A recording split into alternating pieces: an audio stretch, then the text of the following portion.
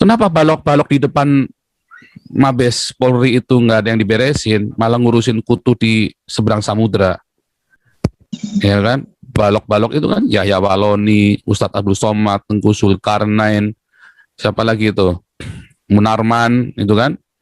Siapa lagi itu yang suka mencaci maki Jokowi itu kan? Waloni. Iya, Yahya Waloni, Nandar, yang mencaci, yang ya kan, YouTubers Haikal Hasan, YouTubers Islam itu mana, ya kan? Nggak ada yang ditangkapin. Habib Rizik udah masuk penjara. Felix Xiao, si siapa lagi itu yang ceramahnya ganas-ganas itu? Stephen Indra Wibowo, Hani Kristianto, mana semua coba? Karena penghinaan. Bukan, Abdul Somad, kan nggak ada semua kan? Balok-balok di depan mata. Irena Andono, nah, itu kan udah jelas penistaan dan membuat resah. Juga penipuan publik itu nggak perlu delik aduan itu kan? Itu jelas undang-undang ITE. Stephen Indra Wibowo. Iya, Stephen Indra Wibowo, Hani Christian, Irena Andono, ya kan?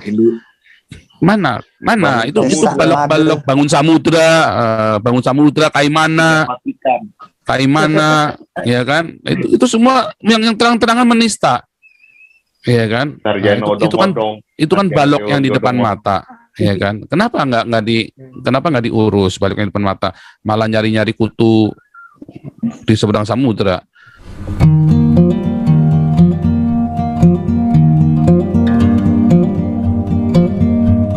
Assalamualaikum warahmatullahi wabarakatuh.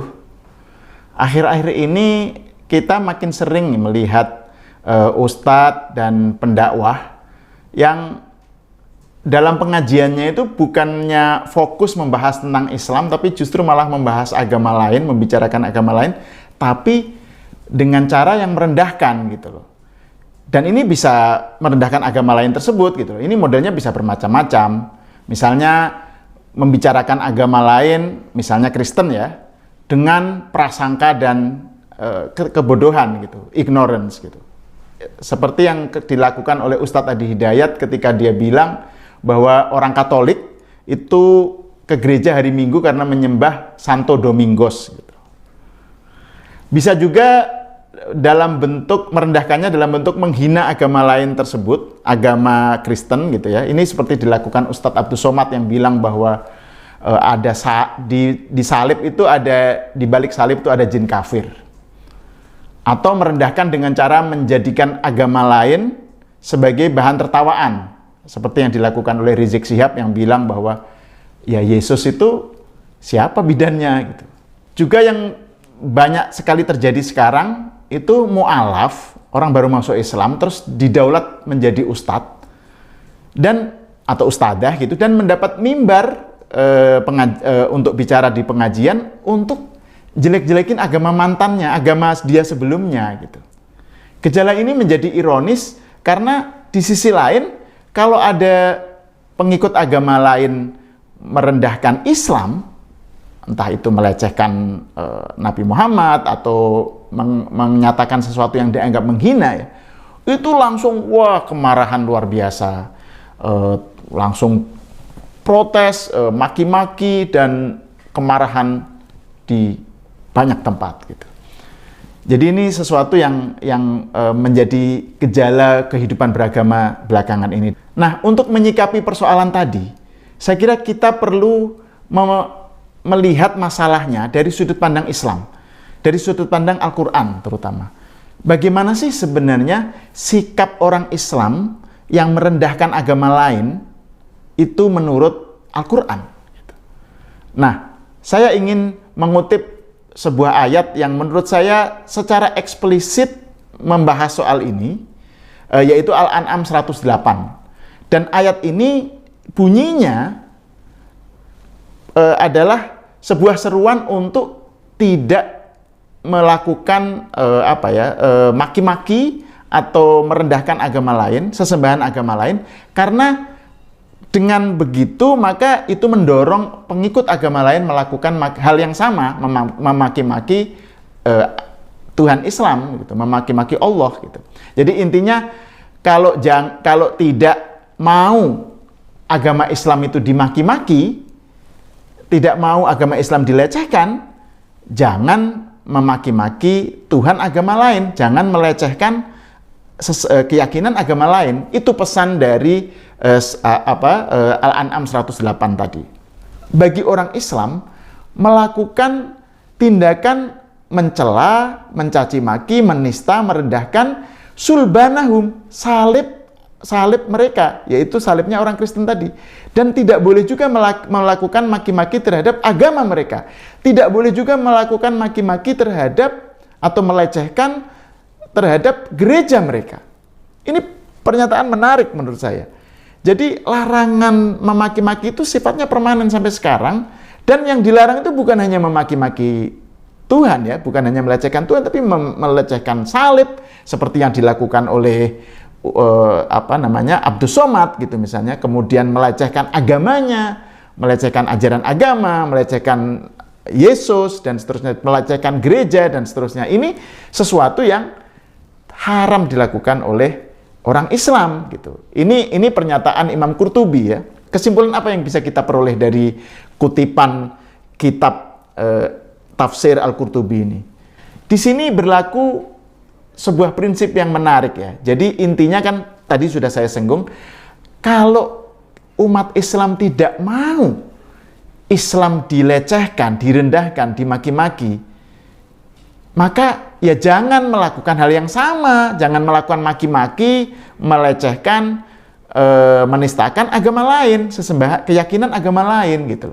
Ini yang mungkin bisa kita sebut sebagai prinsip emas atau golden rules dalam Quran terkait hubungan antar agama ya. Kita melihat bahwa ada banyak kasus penistaan terhadap Islam ini dalam waktu akhir-akhir ini kurang mendapatkan respon yang baik dari pemerintah, dan itu mendatangkan rasa kecewa yang mendalam di hati umat Islam. Dan ini barangkali menjadi puncak dari kesabaran umat Islam di negeri ini. Kalau ini tidak ditangani oleh pemerintah dengan serius, dianggap sepele, nanti akan terjadi hal-hal yang buruk ke depannya. Orang menganggap bahwa silahkan jadikan Islam itu sebagai mainan, silahkan jadikan sebutan nama Allah dan Nabi Muhammad itu sebagai gurauan. Dan kita tidak berharap persatuan bangsa ini rusak dengan membiarkan orang-orang yang kurang ajar dan tidak bertanggung jawab ini mendapatkan kebebasan, dan nauzubillah nanti dipersepsikan oleh masyarakat seolah-olah dilindungi oleh kekuasaan. Inilah saatnya yang sangat tepat bagi Polri untuk menunjukkan profesionalitasnya dalam rangka menindak tegas siapapun ya, jika ada orang-orang yang menistakan agama, salah satu agama yang sah di Negara Kesatuan Republik Indonesia ini. Nah, berkaca dari masalah yang sedang dihadapi Pak Paul, bahwa hanya dalam kurun waktu kurang dari 3 hari, Pak Joseph Paul Sang, yang adalah seorang hamba Tuhan yang menyuarakan kebenaran akan firman Tuhan, langsung ditetapkan sebagai tersangka. Itu pencapaian yang luar biasa dari Polri sehubungan dengan berita yang sangat viral minggu berjalan ini. Nah, pertanyaan saya, Pak Kapolri, bagaimana dengan laporan polisi terhadap Ustadz Yahya Waloni yang dilaporkan oleh Christian Watch sekitar bulan Oktober tahun 2019. Kebetulan saat itu saya bersama-sama dengan Christian Watch, bersama-sama dengan Pak Joshua Tewu dan Pak Estra Soru, menghadiri interview sehubungan dengan laporan polisi tersebut. Jadi kalau saya hitung-hitung, sudah 1,5 tahun statusnya belum jelas.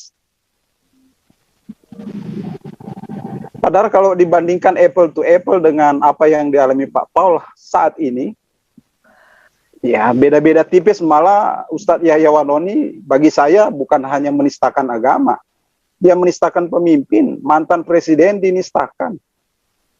Kurang apa? Itu semua sudah cukup gamblang jelas di depan mata. Tetapi biar pernyataan saya ini bukan menjadi hoax atau fitnahan murahan, Pak Pol kira-kira boleh share screen nggak? Boleh? Ya, mohon ya, biar apa? Biar sebagai orang Ya. percaya, Sudah. anak Tuhan kita tidak boleh menebar fitnah, hoax, isu apalagi yang nggak berdasar. Jadi mohon mungkin di-share. Sudah bisa share. Bisa dilihat Pak Pol? Bisa. Bisa. jelas. Bentar. Luar Jadi biasa.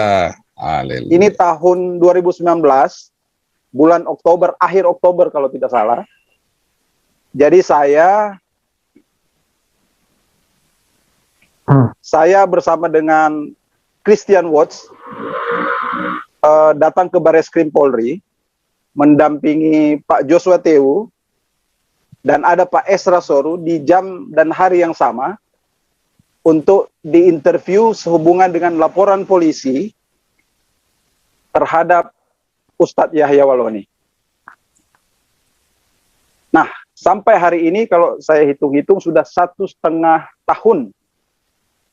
Kalau kita bandingkan dengan Pastor Joseph Paul Sang, tidak kurang lebih dari 3 hari sudah boleh ditersangkakan, malah sudah pakai Interpol lagi ya. Jadi luar biasa, pencapaian yang sangat luar biasa. Tetapi saatnya bagi Polri untuk menyatakan profesionalisme. Mungkin ya, kalau yang belum masih harus dicari-cari saat ini agak sedikit jauh, apa tidak lebih bagus yang sudah ada di depan mata aja dulu Pak, yang diamankan, yang ditersangkakan, agar rakyat Indonesia percaya dengan institusi Polri, bahwa Polri luar biasa ya. Jadi yang sudah menista-nistakan agama orang lain, Polri bisa buktikan bahwa besok sudah naik headline news, Ustadz Yahya Waloni ditangkap, ya. Setuju. Tidak perlu, Amin. tidak perlu. Haleluya. Amin. Amin. Setuju. Haleluya. Setuju sekali. Setuju. Amin. Setuju ya. Setuju banget. Sepakat akur. Hasil koordinasi penyidik dengan Atase Polri pada KBRI Berlin di Jerman dan didapatkan data imigrasi serta informasi sejak tahun 2017 hingga bulan April tahun 2021 tidak terdapat nama JPZ dalam data WNI yang akan mengganti kewarganegaraan. Jadi intinya jangan melakukan sesuatu yang apabila orang lain melakukannya terhadapmu, kamu nggak suka. Jadi kalau agamamu, kamu nggak suka agamamu dilecehkan, keyakinan imanmu direndahkan, dinista oleh orang lain, ya kamu jangan melakukan penistaan terhadap agama lain gitu. Sangat kuat pesan yang bersangkutan sengaja melakukan itu. Coba kalau tanpa ada maksud tertentu, tanpa ada kesengajaan, tidak mungkin menantang, silakan siapa saja yang bisa melaporkan, maka saya akan beri hadiah. Nah itu mengisyaratkan kesan yang sangat kuat bahwa ada maksud, ada kesengajaan dari apa yang dia lakukan ini. Nah, poin saya adalah bahwa kalau ini dilakukan pengusutan secara hukum dan memang harus dilakukan itu, maka hemat saya ini adalah perbuatan hate speech, ujaran kebencian. Tidak jadi fitnah juga. Nah, ini bukti. Ini ada, ini LP-nya ya. LP-nya ini surat panggilan untuk interview ya. Jadi biar bukan hoax, tetapi ini bukti bahwa akhir tahun 2019 kami ke Bareskrim Polri melaporkan Ustadz Yahya Waloni dan panggil, tetapi sudah 1,5 tahun tidak ada kabar ya, karena masih belum tahu ya kapan yang di luar sono bisa berhasil atau ya paling tidak diwawancarai. Jadi saran saya, take action segera, besok tersangkakan, tangkap biar jadi headline news ya, biar bisa seimbang ya. Jadi biar tugas Interpol itu urusan Interpol lah. Tapi Ya, betul. ya, mainkan. Kami warga negara Kesatuan Republik Indonesia mendukung penuh usaha dan upaya Kapolri. Dari saya itu saja Pak Pol. Semoga bisa didengar oleh seluruh rakyat Indonesia. Terima kasih. Tidak ada tebang pilih. Ya, ini ya sama saja ya. Si siapa itu si Hani Christian sama Stephen Indra kan juga dilaporin di Polres Cirebon, udah panggilan 3 kali tuh. Itu nggak ada kabarnya tuh. Om Hendro nggak ada, Om Hendro kemana ya? Ya kan, Polres Cirebon itu kan, Polres Cirebon sudah panggil Hani Christian sama Stephen Indra 3 kali. Nggak ada ceritanya Di juga Bares tuh. Krim, ya. Jadi Ya. biar tidak dikira fitnah murahan. Ini di Bares Krim Polri ya. Oke, demikian Pak Pol. Luar biasa, Kopi Kris, tetap semangat ya. JPZ masih berstatus WNI dan memiliki hak dan kewajiban untuk mengikuti aturan hukum yang berlaku di Indonesia. Kemudian penyidik telah melakukan koordinasi terkait permohonan penerbitan red notice dan penyidik sedang melengkapi dokumen persyaratan permohonan penerbitan red notice tersebut. Permohonan red notice akan segera diproses oleh Sekretariat NCB Indonesia melalui kantor pusat Interpol di Lyon, Prancis.